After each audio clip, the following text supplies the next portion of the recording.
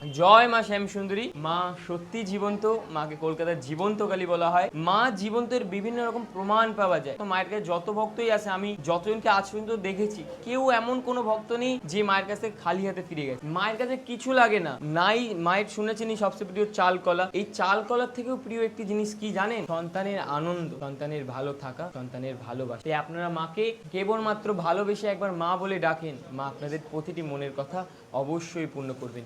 আর মা যে সত্যি জীবন্ত, এর আমিও নিজে অনেকগুলো প্রমাণ পেয়েছি, আর আমি নিজে মাকে দেখেছি। আমাবস্যার রাত ছিল, ঠিক রাত্রির 2টো নাগাদ হঠাৎ বহু ওপর দিকে কেউ ধাপ করে নাবে। ধাপ করে, যদি কেউ অনেক অপর দিকে ধাপ করে লাফিয়ে নাবে, তো ধাপ করে একটা নামাজ আওয়াজ হয়, তো তখন নামাজ আওয়াজ শুনতে পাই। তখন ছুম ছুম করে ওই নুপুরের আওয়াজ আমাদের যে শিব ঠাকুরের ঘর, সেই ঘরের দিকে চলে যায়। আমি এত রাত্রে ভাবি যে এত রাত্রিরে হয়তো আমি ভুল শুনছি, কিন্তু নুপুরের আওয়াজ কন্টিনিউভাবে বাবার ঘরে বাজতেই থাকে।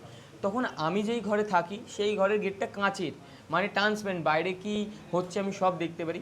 তো আমি সেই মুহূর্তে অনেক সাহস করে সেই কাঁচে গেটে বাইরে তাকাই। মানে ওই দিন আমি যা দেখেছি আজ পর্যন্ত আমার চোখে ভাষার মতন সেই দৃশ্য। অন্ধকারের থেকেও কালো, তার চতুর্ভুজ, আর কেশ হাঁটু ছাড়িয়ে যাচ্ছে, আর পিঙ্ক কালার এই মোটা পার গোল রাউন্ড করে করে। আমি দেখে থমকে যাই। থমকে এবার পর আবার যখন দেখি, তখন দেখি কেউ নেই। এবার আমিও ভাবতে ভাবতে ঘুমিয়ে যাই, কে কে কে। কিন্তু সকালবেলা উঠে যখন আমি মা শ্যামসুন্দরীকে দর্শন করি, ঠিক যেমন রাত্রিরে দেখেছিলাম পিঙ্ক কালার পার গোল রাউন্ড করে করে, তেমনই। তাই আপনাদেরকে শুধু একটাই কথা বলবো, মাকে শুধু মা বলে ডাকেন, মা অবশ্যই আপনাদের সকলের ডাকে সাড়া দেবেন।